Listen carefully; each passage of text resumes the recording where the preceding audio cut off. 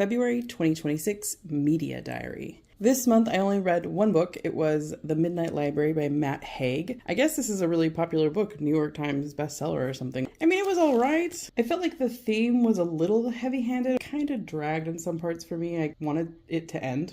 But I did like the message. It's like a reminder to live in the now, not to live burdened by regrets. I think I'm going to donate this one. I'll probably put it in one of those little book things in neighborhoods. I'll probably do that.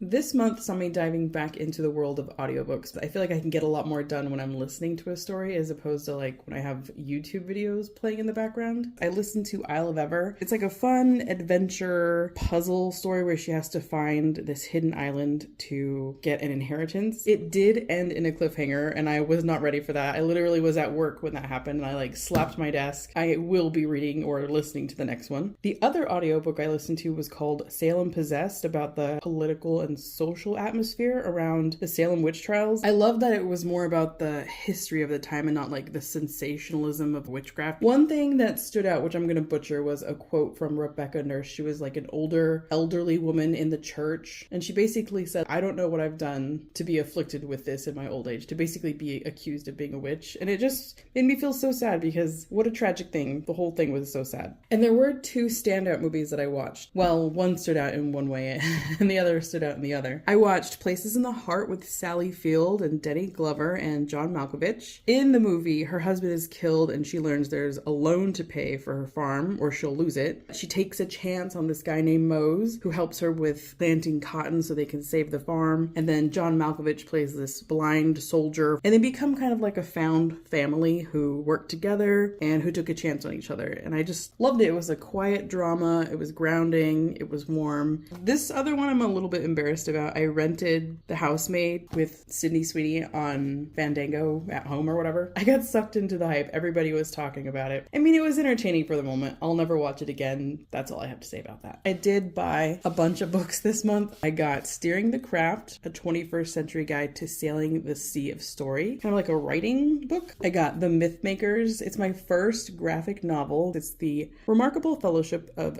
C.S. Lewis and J.R.R. Tolkien.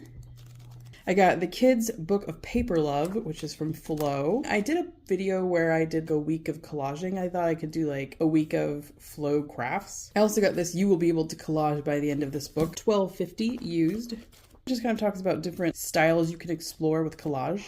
In that vein, Free Period Press was doing 30 days of collage in the month of February. I loved it. I watched everyone. And so I got these to collage with. So this, of course, will be another video. This one is heavier than the other one. That was my